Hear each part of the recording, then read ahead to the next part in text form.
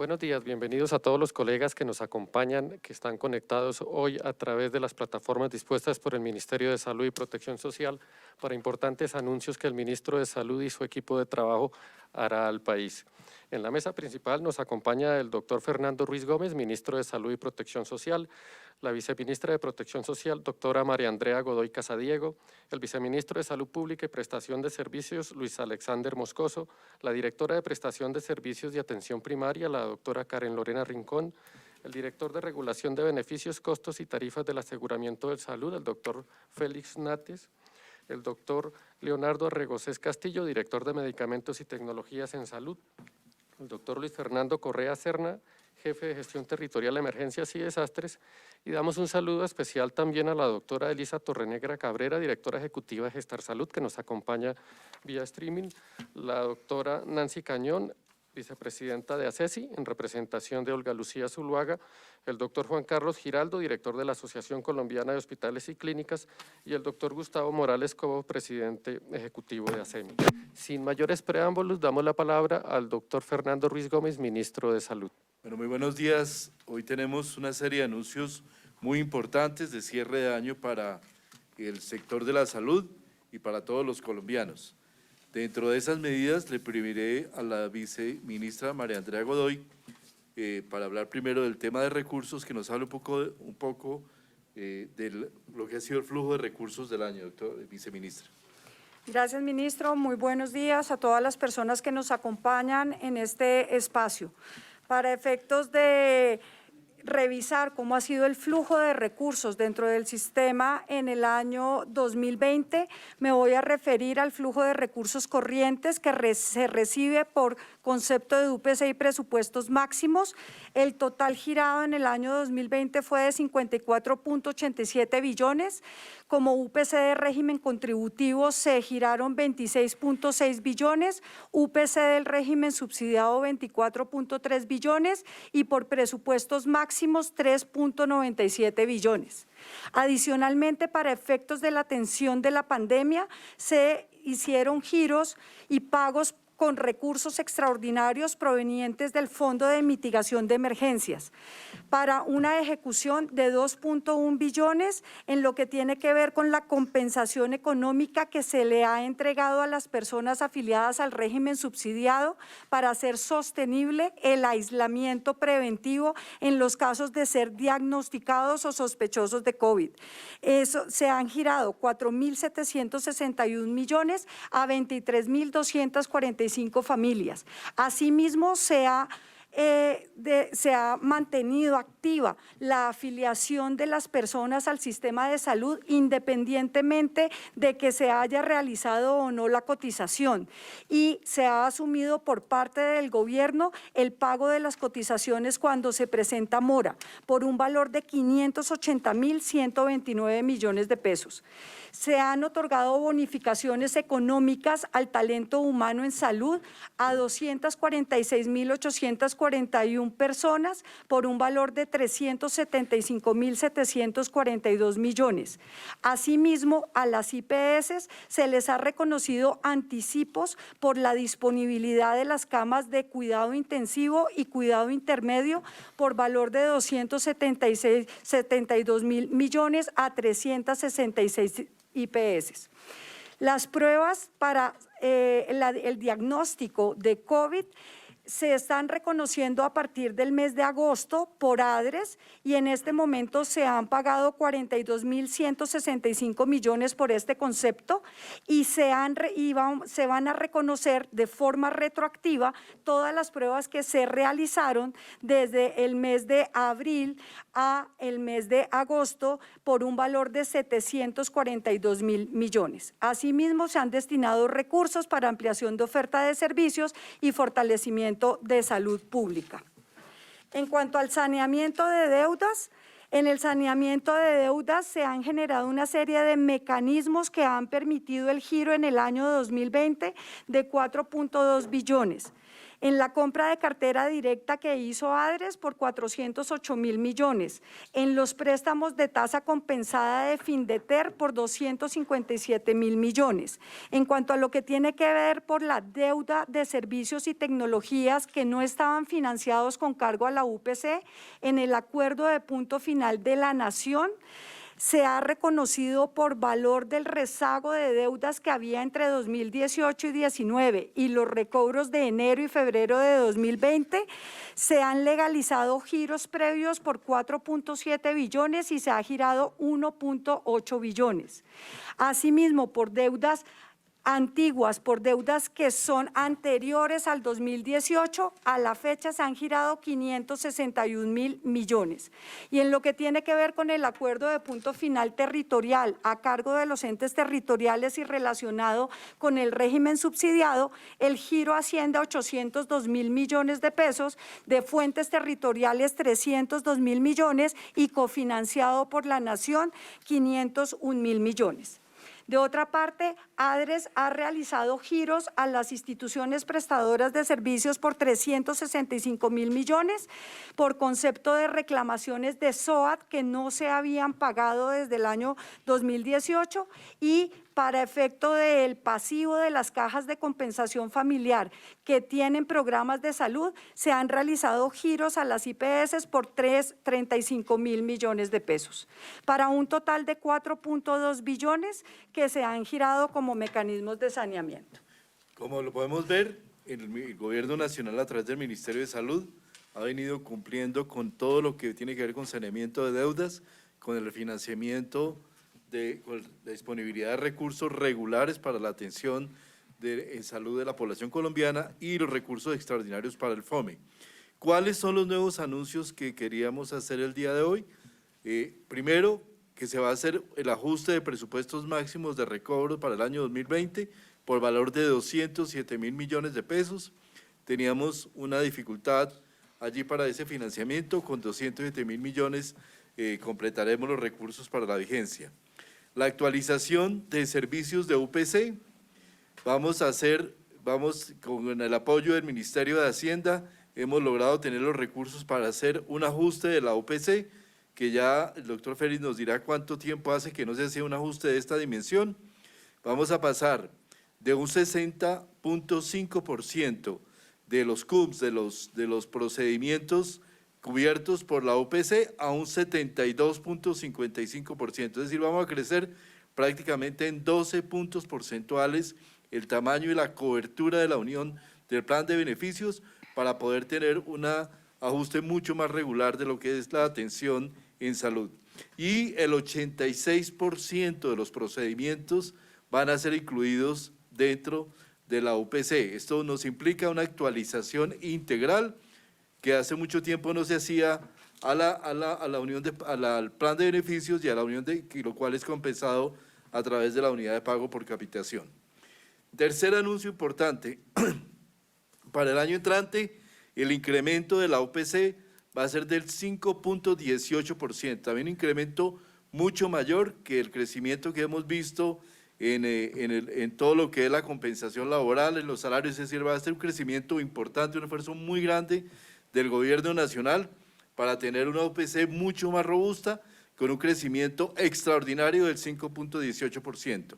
Esto quiere decir que en el régimen contributivo la UPC pasa de 892.591 pesos per cápita a 932.826 pesos. Y en el régimen subsidiado la UPC pasa de 829.526 pesos del año 2020 a 872.496 pesos en el año 2021. Es un crecimiento bastante grande, importante, que representará una contribución muy grande a la salud de los colombianos. También queremos decir que de ese 5.18% de incremento de la OPC, el 3.14% se da por crecimiento de la OPC. Este 3.14 las EPS tienen como mínimo la obligación de trasladarlo directamente a las IPS de acuerdo con las normas establecidas. Otros aspectos, otros anuncios importantes. Primero, el anticipo por disponibilidad lo vamos a ampliar para los meses de noviembre y diciembre por disponibilidad de unidades de cuidado intensivo, por tenerlas disponibles para la atención de la pandemia. Veníamos cubriendo hasta el mes de octubre, vamos a cubrirle a las 366 IPS que ya les cubrimos adicionalmente los meses de noviembre y diciembre por un valor de 184.000 millones de pesos. Vamos a hacer un reconocimiento de las pruebas COVID retroactivas por un valor de 742.000 millones de pesos, lo cual nos da cerca de 1 billón de pesos de inversión inmediata en lo que tiene que ver con la atención del COVID para este mes y cubriendo temas del pasado y reconociendo toda la atención del COVID a las diferentes IPS y a los laboratorios y todas las entidades que han venido trabajando en pruebas. Y por último, anuncio importantísimo por su sensibilidad, para la ley de residentes hemos destinado 6.871 millones que se le ha pagado, se han beneficiado 5.257 residentes, con lo cual quedamos al día en el país con todos los residentes hasta el mes de noviembre. Este ha sido un esfuerzo muy grande, sobre todo operacional, en trabajo con las universidades para poder tener la información y poderle cumplirle a nuestros residentes, lo cual es indudablemente muy satisfactorio para el Ministerio. Yo le doy la palabra al doctor Félix Nate para que explique algunos temas que sean relevantes en esto que acabo de anunciar. Doctor Félix. Gracias, señor ministro.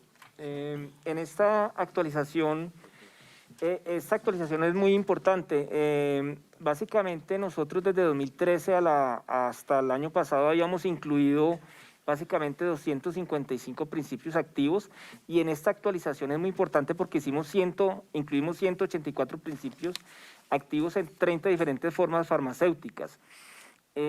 Básicamente se incluyeron medicamentos para salud mental, para diabetes, neoplásicos, del sistema nervioso, cardiovasculares, antiinfeccioso y otra serie de medicamentos muy importantes. Y lo otro que es importante, señor ministro, señora viceministra, señor viceministro, es la inclusión de procedimientos, específicamente la ley 1980-2019 nos estableció un reto y este año lo hemos cumplido, hemos incluido básicamente los procedimientos asociados a tamizaje neonatal, que es muy importante para el tema de la salud de nuestros niños.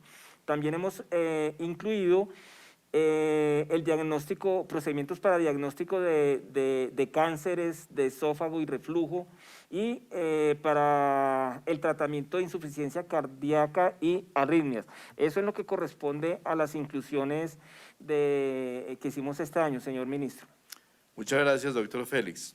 Ahora vamos a hablar de los temas relevantes del Viceministerio de Salud Pública y Prestación de Servicios, lo cual le pediría al viceministro Alexander Moscoso que nos ilustre lo que se ha transcurrido a lo largo del año. Viceministro, adelante. Muchas gracias, ministro. Sí, para comentarles que aparte de los 474.050 millones que fueron girados directamente para apoyo a las IPS, de las cuales se beneficiaron 922 IPS públicas y 5 entidades y 5 IPS de naturaleza mixta, con la cual se mejoró la cobertura para la atención de nómina y prestación de servicio en estas entidades, y de los 120.000 millones que se giraron para fortalecimiento de 141 entidades públicas para los temas asociados a COVID.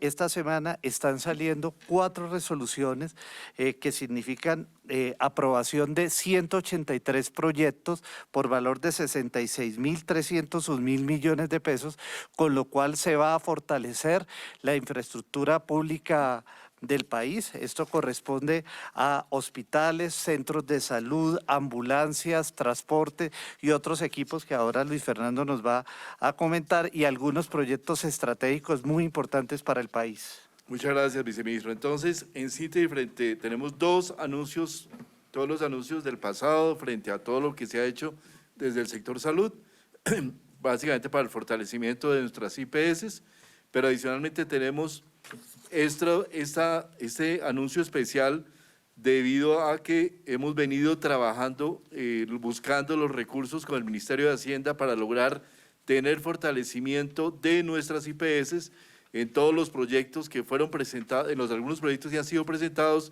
que han venido teniendo viabilidad a lo largo de todo el año, que han sido presentados desde diferentes municipios del país, y podemos darle esta buena noticia al país y al sector salud.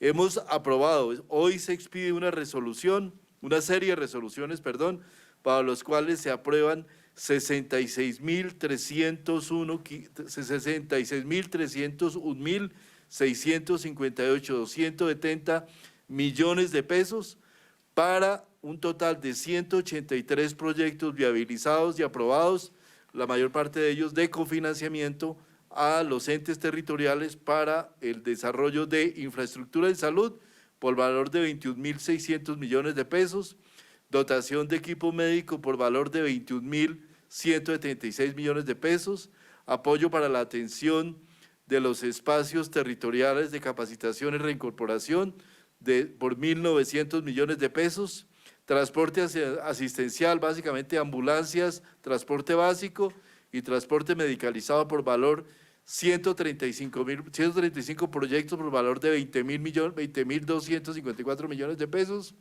unidades médico-odontológicas, 6 proyectos por 1.144 millones y un vehículo para atención extramural. Doctor Correa, por favor, cuéntenos, amplíenos un poco más de esta información. Muchas gracias, buenos días, señor ministro, todos. Yo creo que este anuncio es importante. Hay un grupo de proyectos de infraestructura.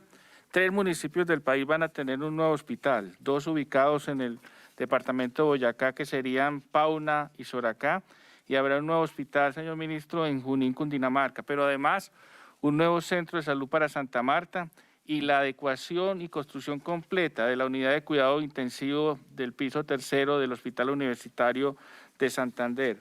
A estos proyectos de infraestructura debemos agregar un grupo amplio, 12 proyectos de dotación hospitalaria. Yo voy a resaltar tal vez 2 de especial importancia por el impacto que va a tener en las comunidades que atenderá en el futuro. Una, primero, el nuevo servicio de radioterapia del Hospital Federico Lleras Acosta. Es un esfuerzo del gobierno nacional, es un esfuerzo también del gobierno del Tolima, del señor gobernador del Tolima, y con una inversión de 8.765 millones, el ministerio cofinanciará un proyecto que es de cerca de 12.000 millones de pesos. Habrá una nueva unidad, moderna unidad, para la atención de cáncer en el departamento del Tolima.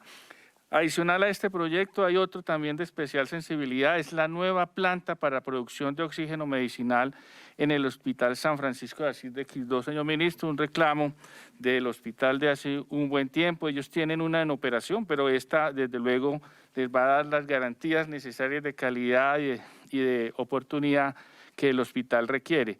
A estos proyectos hay que agregar algunos otros en Cereté, Popayán, la dotación del nuevo hospital Toribio Maya de Popayán va a ser bien importante, el nuevo hospital de San Martín de Loba, la playa norte de Santander, todo esto suma, como usted yo lo mencionaba, 21.000 millones de pesos. Queremos además, y ha sido la instrucción de ustedes hoy, anunciar la cofinanciación de 135 proyectos de ambulancia, todos los proyectos que fueron radicados, señor ministro, en 2020, que cumplieron los requisitos planteados, están siendo financiados con una inversión del ministerio de un poco más de 20.000 millones de pesos, algunas unidades médico-odontológicas y vehículos para la atención extramural. Si usted me permite, quisiera hacer referencia a un apoyo que estamos dando, y con ello termino, a 24 empresas sociales del Estado. Son esos sitios donde están hoy ubicados los espacios de capacitación y reincorporación. Estos recursos se le entregan al hospital para atender esa zona rural del municipio, para mejorar y ampliar los servicios que mucho reclaman en estas zonas rurales. Muchas gracias, doctor Correa. Yo le quisiera pedir a la doctora Karen, directora de prestación, que nos comente esto qué significa un poco para la atención de los servicios de salud en los diferentes territorios. Doctora Karen, brevemente. Gracias, señor ministro. Buenos días para todos. Esto tiene una repercusión en la atención en salud para las personas en los diferentes municipios que ya mencionó el doctor Correa, con el fin de llegar a dar servicios de salud de forma oportuna, de calidad y resolutivos de acuerdo a las necesidades que tiene cada una de estas poblaciones. Es por eso que el doctor mencionaba que llegamos a Boyacá, Cundinamarca, Magdalena, Santander, Bolívar, Caquetá, Cauca, Córdoba, Cundinamarca, Tolima, Valle del Cauca, Boyacá, Chocó y norte de Santander, para que esta población sea beneficiada con una infraestructura de alta calidad para la prestación de sus servicios de salud. Muchas gracias, doctora Karen. Hay un segundo anuncio en lo que tiene que ver con el Viceministerio de Salud, con el área de salud pública, que tiene que ver específicamente con la atención del COVID.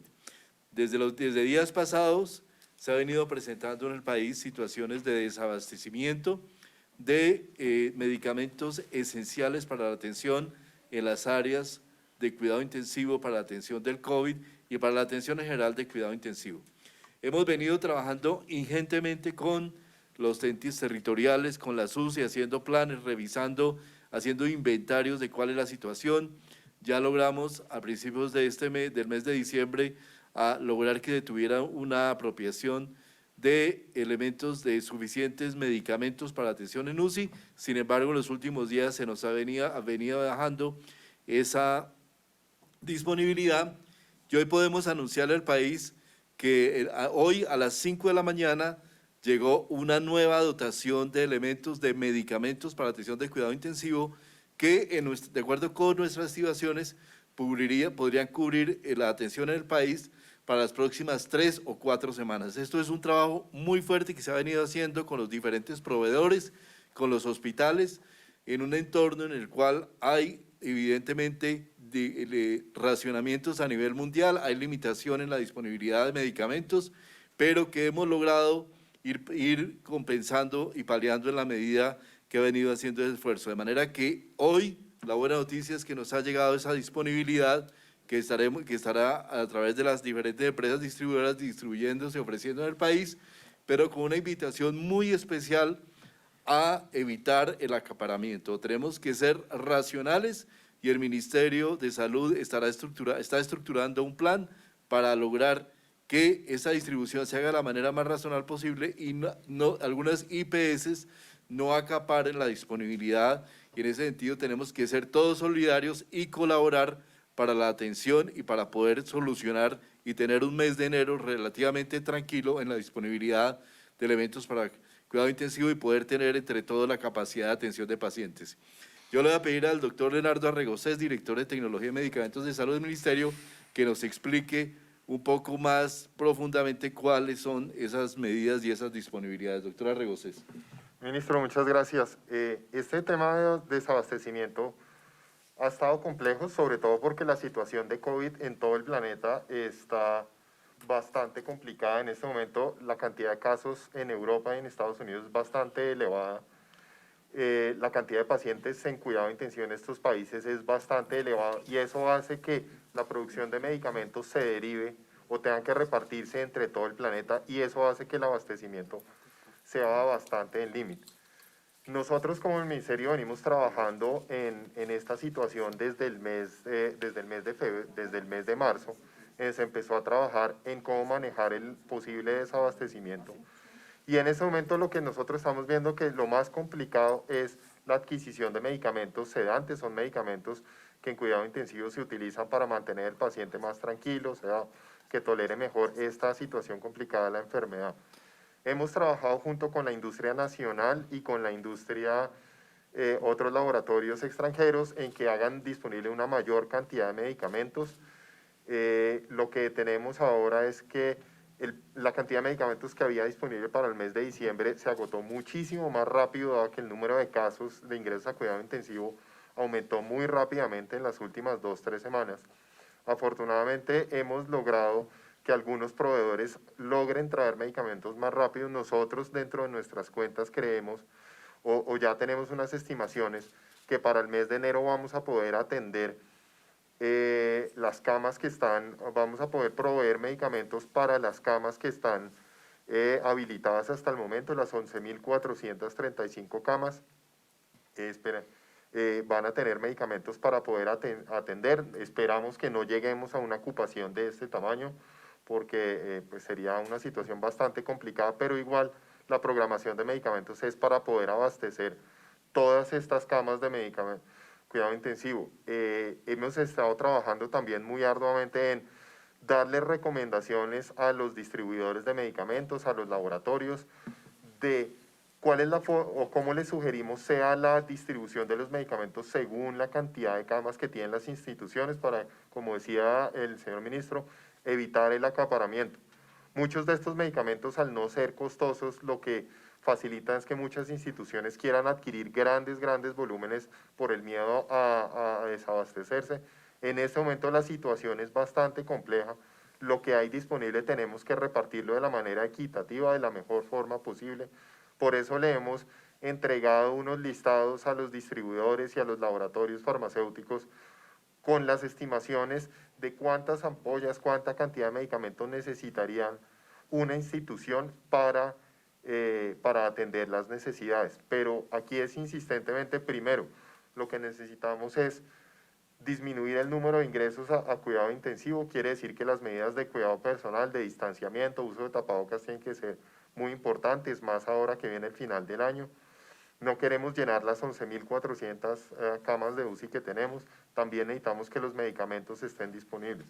Estamos trabajando muy de la mano con las sociedades científicas, quienes nos han mostrado todos unos diferentes protocolos para poder reemplazar unos medicamentos por otros, para poderlos rotar. Hay diferentes alternativas. Necesitamos también que las instituciones de salud creen sus comités de abastecimiento al interior de las instituciones, para que ellos mismos sepan qué medicamentos cuentan, cuáles van a llegar, les den mejor el uso posible.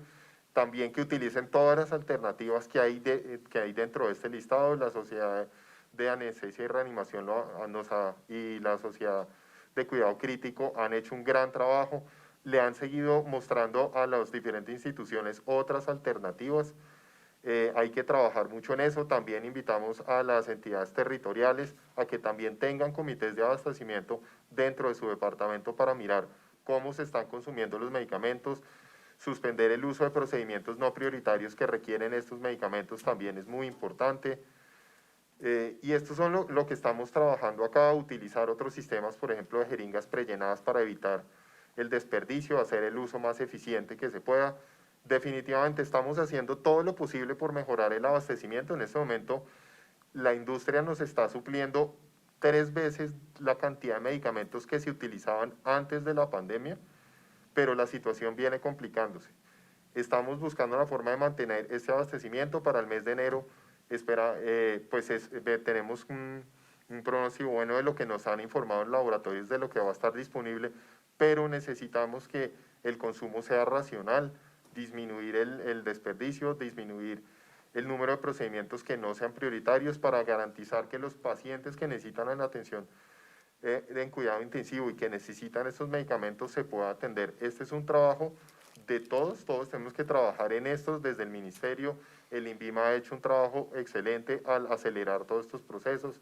El Fondo Nacional de Estupefacientes también ha trabajado muy bien.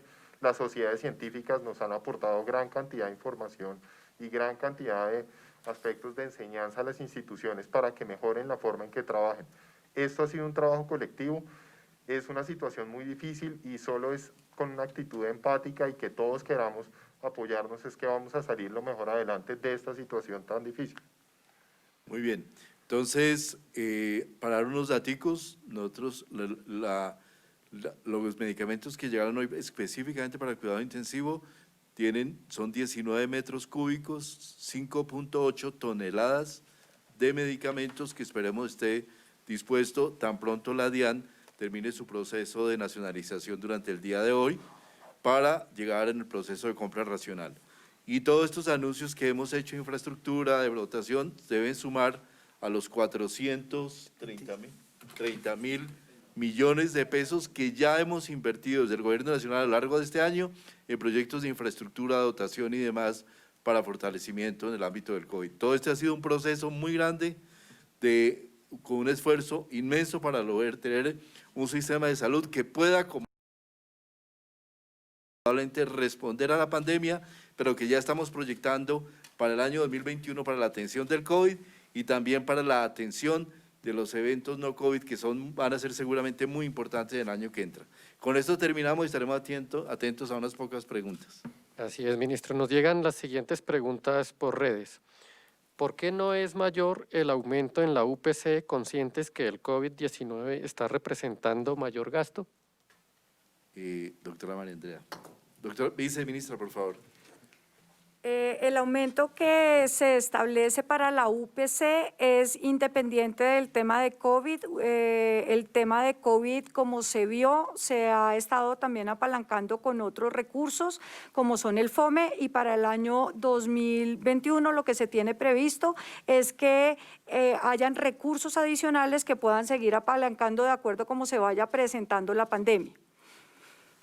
Muchas gracias. Siguiente pregunta. Siguiente pregunta. ¿La actualización del plan de beneficios repercutirá en el acceso a los medicamentos que los colombianos requieren para algunas enfermedades? La repercusión que tiene la integralidad de el hacer este tema de financiación directa por parte de la UPC es positiva para los usuarios en la medida en que se facilita mucho más el tema de dispensación, el tema de autorizaciones bajo modelos de contratación que tienen las EPS con las IPS. ¿El ajuste en presupuesto máximo obedece a que las EPS hicieron mala gestión con los recursos girados para la no UPC? Félix, doctor Félix. Gracias, ministro. El ajuste de presupuestos máximos básicamente se concentró en forma principal en el régimen subsidiado, porque el Gobierno Nacional, mediante la Ley 1955, en su artículo 240, recogió la competencia que tenían las entidades territoriales de financiar en su momento las tecnologías que no estaban financiadas con la unidad de pago por capitación. Desde esa perspectiva, el ajuste se dio principalmente en régimen subsidiado y digamos que lo habíamos anunciado y esperado, pero lo importante de eso es que lo hacemos contra información objetiva y disponible que refleja la respectiva demanda de los diferentes usuarios. Y esta información ya completa es la que se toma también ya para la vigencia 2021. Pregunta Carlos Ruiz de CMI. Señor ministro, en muchas IPS del país se escuchan protestas de los trabajadores de la salud porque les deben salarios incluso del año pasado, o los recursos que envió el gobierno central no alcanzaron, o las IPS se están gastando esos recursos en cuestiones distintas a los salarios de personal. ¿Qué opinión tiene al respecto? Ya, ese tema es absolutamente importante. Yo quisiera que especificáramos el monto de lo que hemos pagado este año para la atención de salarios, pero lo más importante aquí es decir que la responsabilidad esencial de responder por los salarios es de las IPS. Como tema extraordinario, el Gobierno Nacional ha invertido 474.050 millones de pesos en auxilios a las IPS para que se pongan al día. Hay unos casos puntuales de IPS que tienen situaciones gerenciales muy particulares, problemas de desequilibrios financieros de muy larga data y, por qué no decirlo también, problemas de mala gestión de esas IPS que hacen que no tengan la capacidad de responderle a sus trabajadores. Pero el Gobierno Nacional, como nunca en la historia de este país, ha podido invertir casi 1 billón de pesos en apoyar a las IPS en los entes territoriales, pero eso no quita la responsabilidad que les compete en este año y en el año entrante de tener equilibrio financiero, de reducir cargas burocráticas, de trabajar de una manera eficiente y tener la menor gerencia, porque la responsabilidad esencial es de la Junta Directiva y de la IPS respectiva en lo que tiene que ver con la obligación primordial y prioritaria de cualquier organización, que es la atención de sus propios trabajadores. Pregunta Diana Cabrera de RCN Radio. ¿Cómo será el transporte de las vacunas y su aplicación en cada una de las regiones? ¿Será obligatoria? ¿Y qué va a pasar con las personas que no quieran aplicársela? ¿Se ha pensado comprar más vacunas contra el COVID-19? Yo quisiera no concentrar en vacunas vamos a hablar en un evento cercano, sin embargo, temas importantes. La vacuna es voluntaria, no es obligatoria, el transporte está especificado de acuerdo con el Plan Nacional de Vacunación COVID-19, en el cual tenemos una red de frío suficiente en el país que vamos a respaldar y vamos a ampliar suficientemente para llegar a los diferentes territorios, y también, como ya lo hemos anunciado extensamente, tenemos ya adquiridas 10 millones de vacunas a través del mecanismo COVAX, otros 10 millones de otras vacunas para 10 millones de personas a través de COVAX, vacunas para 10 millones de personas en los convenios que ya tenemos firmados con Pfizer y con AstraZeneca. Estamos en negociaciones con otras y el objetivo es completar hasta donde sea posible los 34 millones de vacunas para poder tener la disponibilidad completa para toda la población colombiana. Y última pregunta de Angie Alquichides de Cable Noticias, ministro. Asociaciones médicas y entes territoriales en las últimas semanas han advertido que Colombia atraviesa un desabastecimiento de medicamentos. ¿Cómo el ministerio podrá ayudar a suplir esta necesidad? ¿Cuánto le puede costar al gobierno nacional? Esto lo estamos diciendo, es precisamente parte muy importante de los anuncios de hoy. Se ha venido haciendo toda una gestión desde la Dirección de Medicamentos del Viceministerio de Salud para poder tener, primero, el inventario de lo que realmente hace falta, segundo, trabajar con los diferentes proveedores, con la industria farmacéutica, para tener la disponibilidad y ubicar. Ya hicimos una gestión muy importante, que fue la traída desde Australia de unos medicamentos que se necesitaban y la agilización de todo ese proceso con una empresa farmacéutica para poder tener la disponibilidad que se logró a mediados de diciembre. Y ahora este anuncio con la llegada de estos 5 toneladas de medicamentos que nos dan una tranquilidad para el mes de enero, que se transportaron desde Chile, que llegaron el día de hoy para poder tener esa disponibilidad. Nosotros hemos venido trabajando fuertemente con el INVIMA, con los entes territoriales, para poder tener esa posibilidad y para poder tener una tranquilidad en un entorno tan complejo de acaparamiento como el que actualmente tenemos. Gracias, ministro. De esta manera damos por culminada la rueda de prensa. Agradecemos a los más de 50 colegas que se contactaron hoy y esperamos que el 2021 que se acerca sea muy beneficioso para la salud de los colombianos. Buenas tardes.